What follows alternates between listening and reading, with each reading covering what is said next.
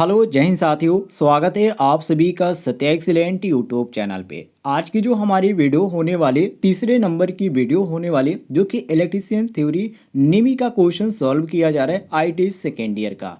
जितने भी आईटी के छात्र इस बार एग्जाम देने वाले हैं, आप सभी लोगों से रिक्वेस्ट है आप पुराना जो पेपर है आप उसको भी उठा कर देख लीजिए, या जो छात्र सीबीटी एग्जाम देने गए थे उनसे भी आप जानकारी ले लीजिए किस तरह के क्वेश्चन पूछे जा रहे हैं। सेम टू सेम आपको ऐसे ही क्वेश्चन देखने को मिलेंगे। तो चलिए आज का क्वेश्चन शुरू करते हैं। इससे पहले मैंने 2 वीडियो कंप्लीट कर रखा है जिसका लिंक आपको इस वीडियो के डिस्क्रिप्शन बॉक्स में मिल जाएगा, वहां से आप देखना चाहते हैं तो क्वेश्चनों को देख सकते हैं। चलिए क्वेश्चन नंबर 21 को शुरू करते हैं।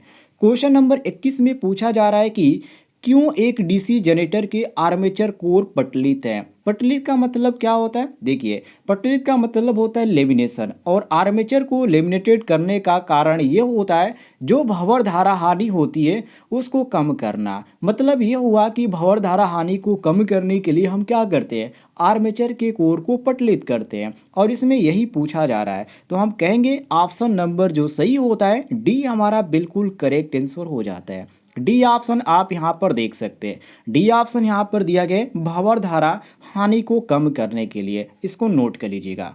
आगे देखते हैं अगले क्वेश्चन को, क्वेश्चन नंबर 22 को, जिसमें क्वेश्चन नंबर 22 में पूछा जा रहा है कि डीसी जनरेटर का आर्मेचर प्रतिरोध बहुत कम क्यों है। मतलब कि कम है, लेकिन यहाँ पर बहुत ही कम पूछा जा रहा है कि ऐसा क्या होता है कि जो डीसी जनरेटर का आर्मेचर प्रतिरोध होता है वो बहुत ही कम होता है। तो आप ध्यान रखिएगा, आर्मेचर का रेजिस्टेंस लगभग जो होता है वो आर ए जो आपका होता है, जिसको आर्मेचर का रेजिस्टेंस बोला जाता है, वो क्या होता है, एक होता है। इसको हम क्या मानते हैं, एक ही आप मानते हैं। और जो सीरीज फील्ड होता है उसका जो प्रतिरोध होता है वो आपका आर एक्स, जिसको सीरीज फील्ड को आर एक्स से इंडिकेट किया जाता है, उसका जो होता है साथियों 10 होता है। तो ओम से ये आपका क्या होता है, ये अधिक नहीं इसको मानते हैं। और शंट प्रतिरोध जो होता है दोस्तों, जिसको हम आर एस एच कहते हैं, यहाँ पर थोड़ी सी लिखने में दिक्कत हो रही है, ध्यान रखिएगा। आर एस एच जो होता है आपका कितना होता है, ये 100 से 200 तक होता है, इसको हम ओम में मानते हैं। और यही जो होता है एक अच्छे जनरेटर की विशेषता होती है। मतलब कि आर्मेचर का प्रतिरोध कम क्यों रखते हैं, इसको आप ध्यान रखिएगा। तो वोल्टेज का मान अधिकतम मिले, इसके कारण वोल्टेज का जो मान है अधिक मिलने के लिए हम इसका जो प्रतिरोध का मान है वो कम रखते हैं। और इसमें देखिए हमारे ऑप्शन में कौन सा मैच कर रहा है, तो ऑप्शन नंबर यहाँ पर देखिए बी हमारा मैच कर रहा है कि जो आर्मेचर वोल्टेज को ड्रॉप को कम करने के लिए हम क्या करते हैं, आर्मेचर प्रतिरोध बहुत ही कम रखते हैं। तो इसका ऑप्शन जो सही हो जाता है बी ऑप्शन बिल्कुल सही हो जाता है। ध्यान रखिएगा, बी ऑप्शन करेक्ट आंसर हो जाता है। इससे पहले मैंने मैराथन क्लास चलाया था जो कि पिछला जो एग्जाम था उसमें, जो कि आईटी के बहुत सारे छात्रों ने देखे थे। आप भी वो वीडियो देखना चाहते हैं तो आपको प्लेलिस्ट में मिल जाएगा, वहां से आप देख सकते हैं। आगे बढ़ते हैं हम क्वेश्चन नंबर 23 पे। नंबर 23 को देखिए, जिसमें पूछा जा रहा है कि डीसी जनरेटर को घड़ी की दिशा में ही क्यों चलाना चाहिए। जो डीसी जनरेटर होता है, ठीक है दोस्तों, वो क्या होता है, वो आपकी घड़ी की दिशा में ही चलता है, मतलब कि क्लॉकवाइज ही चलता है। लेकिन यहाँ पर क्वेश्चन में ये पूछा जा रहा है कि डीसी जनरेटर को घड़ी की दिशा में ही क्यों चलाना चाहिए, इसका नुकसान क्या होता है और यहाँ पर इसको क्यों चलाना चाहिए। सबसे पहले तो आपने एक नाम सुना होगा, इसको आप जान लीजिए, आपने अवशिष्ट चुंबकत्व का नाम सुना होगा। मतलब कि जनरेटर को बंद करने के बाद में भी आप जो इसकी फील्ड वाइंडिंग होती है उसमें अवशिष्ट चुंबकत्व, यानी कि कुछ जो चुंबकत्व जो रहते हैं वो शेष रहते हैं। और ये जो होता है लगभग मुख्य फ्लक्स की तुलना में 10% इसको माना जाता है। आप बुक में भी देखेंगे तो आपको 10% ही देखने को मिलेगा, तो ये 10% माना जाता है। और यदि आप फील्ड वाइंडिंग में धारा की दिशा बदलते हैं तभी आपका अवशिष्ट चुंबकत्व समाप्त होगा। और यदि आप चाहें तो एक और नियम से भी आप इसको समाप्त कर सकते हैं। मतलब कि आप इसको एक और नियम से समाप्त कर सकते हैं, कब, जब घूर्णन की दिशा को भी आप बदलते हैं तभी आपका जो अवशिष्ट चुंबकत्व है तब भी आपका समाप्त हो जाएगा। अब यहाँ पर क्वेश्चन ये बनता है कि यहाँ पर घड़ी की दिशा में ही डीसी जनरेटर को क्यों चलाया जाता है। तो देखिए, तो अवशिष्ट चुंबकत्व की निर्धारण के यानी कि उसकी रक्षा करने के लिए जनरेटर को हम क्या करते हैं, क्लॉकवाइज चलाते हैं। और इसमें यहाँ पर हम कर सकते हैं निर्धारण, जो यहाँ पर ऑप्शन में हमारा जो दिया गया ऑप्शन नंबर बी, ये आपका जो सही हो जाता है, बी बिल्कुल करेक्ट हो जाता है कि अवशिष्ट चुंबकत्व की रक्षा करने के लिए, इसको भी आप कह सकते हैं। तो ये आपका जो सही हो जाता है साथियों, ऑप्शन नंबर बी बिल्कुल करेक्ट आंसर हो जाता है। सभी लोग मिला लीजिएगा। चलिए आगे बढ़ते हैं हम अगले क्वेश्चन पे, क्वेश्चन नंबर 24 पे। क्वेश्चन नंबर 24 आपके सामने, जिसमें पूछा जा रहा है कि बड़े डीसी जनरेटर में घुमावदार क्षतिपूर्ति क्यों प्रदान की जाती है? वेरी वेरी इंपॉर्टेंट क्वेश्चन है। देखिए यहाँ पर कंपनसेटिंग यहाँ पर वाइंडिंग के बारे में पूछ रहा है। देखिए साथियों, कंपनसेटिंग वाइंडिंग को यहाँ पर हम प्रतिकारी कुंडल के भी नाम से जानते हैं। और दोस्तों ये जो आपका आर्मेचर होता है, ये आर्मेचर रिएक्शन के विचुम्बकन प्रभाव को समाप्त करने के लिए भी बनाई जाती है। इसको नोट कर लीजिएगा। तो इसको हम कह सकते हैं कि आर्मेचर प्रतिक्रिया को बेअसर करने के लिए ऐसा किया जाता है। और इसमें जो देखिए ऑप्शन कौन सा यहाँ पर मैच कर रहा है, पहला ऑप्शन देखिए कि अधिक लोड कनेक्ट करें, बी ऑप्शन देखिए कंपनसेटिंग प्रभाव को कम करें, और यहाँ पर सी ऑप्शन देखिए आर्मेचर प्रतिक्रिया प्रभाव को बेअसर करें। ऑप्शन नंबर सी हमारा बिल्कुल करेक्ट आंसर हो जाएगा। सी ऑप्शन आप सभी लोग नोट कर लीजिएगा। सी ऑप्शन क्वेश्चन के अनुसार हमारा बिल्कुल करेक्ट आंसर हो जाएगा। आगे बढ़ते हम अगले क्वेश्चन पे, क्वेश्चन नंबर 25 पे। आपके सामने क्वेश्चन नंबर 25 जिसमें पूछा जा रहा है डीसी जनरेटर के वोल्टेज का निर्माण करने में विफल होने का क्या कारण है? वेरी वेरी इंपॉर्टेंट क्वेश्चन है। देखिए साथियों, डीसी जनरेटर में वोल्टेज निर्धारण होने का कई कारण होता है। सबसे पहला आप नोट कर लीजिएगा, डीसी जनरेटर की चाल यदि क्रांतिक चाल से नीचे हो तो वोल्टेज नहीं बढ़ेगा। दूसरी बात, डीसी जनरेटर की जो फील्ड वाइंडिंग है उसका प्रतिरोध यदि क्रांतिक प्रतिरोध से ज़्यादा हो तब भी वोल्टेज आपका पैदा नहीं हो सकता।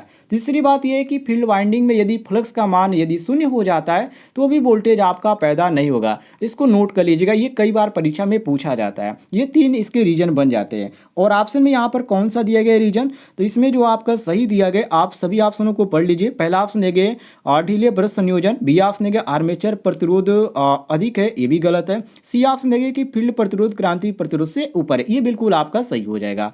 सी ऑप्शन क्वेश्चन के अनुसार हमारा बिल्कुल करेक्ट आंसर हो जाएगा, मिला लीजिएगा। और किसी भी क्वेश्चन में आपको किसी प्रकार का डाउट है तो कमेंट बॉक्स में पूछ लीजिएगा। आगे बढ़ते हैं साथियों क्वेश्चन नंबर 26 पे, जिसमें पूछा जा रहा है कि जनरेटर का नाम क्या है यदि इसका क्षेत्र आर्मेचर के समानांतर जुड़ा हुआ है। जनरेटर का नाम क्या है? देखिए यहाँ पर केवल इसमें आपका देखिए क्वेश्चन कैसे पूछ रहा है, जनरेटर का नाम क्या है। यहाँ पर जनरेटर का यहाँ पर पूछा गया है केवल जनरेटर से, बस आपको ये पर यहाँ दिया गया कि यदि क्षेत्र उसके जो आर्मेचर है, क्षेत्र आर्मेचर वो किस क्रम में, समांतर में, तो ये कौन सा जनरेटर होगा। देखिए आप सबसे पहले ध्यान रखिएगा, यदि शंट जनरेटर के यहाँ पर बात किया जा रहा है तो शंट जनरेटर जो होता है वो किस में जुड़ा होता है, वो क्षेत्र आर्मेचर के समांतर में जुड़ा होता है। ये सबसे बड़ी इसकी पहचान है। तो यहाँ पर आपका जो सही हो जाएगा शंट, बिल्कुल करेक्ट आंसर हो जाएगा।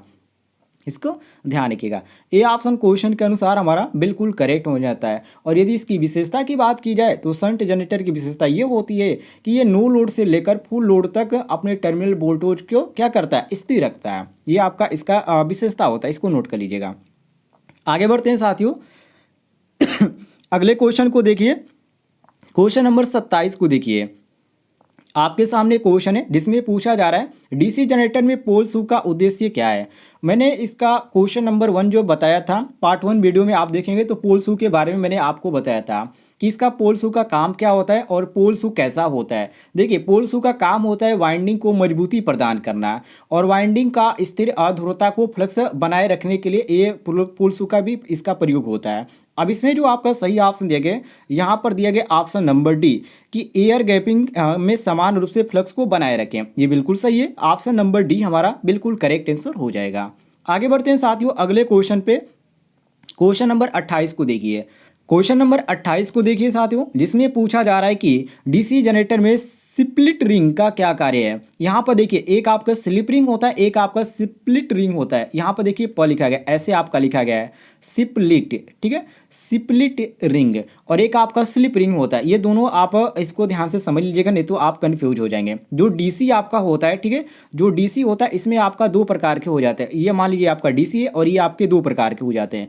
एक आपका होता है स्लिप रिंग, ठीक है, एक आपका क्या होता है, एक आपका होता है स्लिप रिंग, और दूसरा जो आपका होता है ये क्या होता है साथियों, इसको बोला जाता है, ये ऐसे लिखा जाता है स्प्लिट, ठीक है, ये आपका एक सिर्फ स्प्लिट रिंग होता है। तो ये जो आपका स्लिप रिंग है ये जो होता है फास्फोरस की बना होता है, और ये जो आपका होता है जो स्प्लिट होता है ये क्या करता है, ये एसी को क्या करता है, डीसी में बदलता है। तो स्प्लिट क्या करता है, एसी को डीसी में बदलता है। लेकिन जो स्लिप रिंग होता है ये एसी को एसी में और डीसी को डीसी में, मतलब कि आप यहाँ से एसी इसमें प्रवाहित करेंगे तो ये क्या करेगा, ये एसी में ही आपका यहाँ पर कन्वर्ट करेगा, मतलब कोई परिवर्तन इसमें नहीं करता है। डीसी आप देखेंगे तो डीसी में ही परिवर्तित करेगा, लेकिन जो स्लिप रिंग होता है वो एसी को डीसी में बदलता है। तो ये आपको ध्यान देने वाली बात है। कहने का मतलब है कि जो स्प्लिट है वो क्या कर रहा है, इसमें इसमें कोई भी परिवर्तन है, मतलब कि एक ही धारा इसमें प्रवाहित कर रहा है। ऑप्शन में देखिए कौन सा ऑप्शन यहाँ पर आपको देखने को मिलता है सही। ए ऑप्शन देखिए निरंतर वोल्टेज बनाए रखे। बी ऑप्शन यहाँ पर नीचे दिया गया है धारा को एक दिशा में एकत्र करता है। देखिए एक दिशा में मतलब कि एक ही दिशा में इसमें प्रवाहित होती है, तो ऑप्शन नंबर जो सही हो जाता है ऑप्शन नंबर बी बिल्कुल करेक्ट हो जाता है, धारा को एक दिशा में एकत्र करता है। ये आपका बी ऑप्शन बिल्कुल करेक्ट आंसर हो जाता है। आगे बढ़ते एक अगले क्वेश्चन पे। क्वेश्चन नंबर 29 को देखिए, ये भी कई बार परीक्षाओं में पूछा गया है, जिसमें कहा जा रहा है कि जनरेटर में ब्रश बनाने के लिए किस सामग्री का उपयोग किया जाता है। वेरी वेरी इंपॉर्टेंट क्वेश्चन है। देखिए जनरेटर में ब्रश बनाने के लिए दो सामग्री का हम काम में लेते हैं, एक तो आपका कार्बन होता है और दूसरा जो होता है आपका ग्रेफाइट होता है। और जो इसके प्रकार है, ये ब्रश में जो होता है वो कम क्षमता की मशीनों के लिए इसकी ज़्यादातर इसमें प्रयोग किया जाता है। तो इसमें जो आपको देखने को मिलता है सही ऑप्शन वो यहाँ पर दिया गया ऑप्शन नंबर बी कार्बन और ग्रेफाइट। यहाँ पर देख सकते हैं कार्बन और ग्रेफाइट, यहाँ पर बी ऑप्शन आपका बिल्कुल करेक्ट आंसर हो जाएगा। आगे बढ़ते हैं साथियों अगले क्वेश्चन पे, क्वेश्चन नंबर 30 को। क्वेश्चन नंबर 30 को देखिए, जिसमें पूछा जा रहा है कि क्यों डीसी जनरेटर अपने अवशिष्ट चुंबकत्व खो देता है। जो कि मैंने आपको पिछले क्वेश्चन में बताया था कि ये जो है क्यों खो देता है, तो इसके बारे में मैंने आपको बता दिया, जो कि क्वेश्चन नंबर शायद यहाँ पर 23 था, तो उसको आप देख लीजिएगा, आपको समझ में आ जाएगा। बाकी इन ऑप्शनों में देखिए कौन सा ऑप्शन यहाँ पर आपको सही लग रहा है। तो जो ऑप्शन यहाँ पर सही लगता है सभी लोग कमेंट में इसका आंसर दीजिएगा, नहीं तो मैं इसका आंसर कमेंट में पिन कर दूंगा, सबसे ऊपर देखने को मिल जाएगा, वहाँ से आप इसका आंसर देख लीजिएगा और कमेंट में जरूर बताइएगा ये क्वेश्चन आपको आ रहा था या नहीं आ रहा था।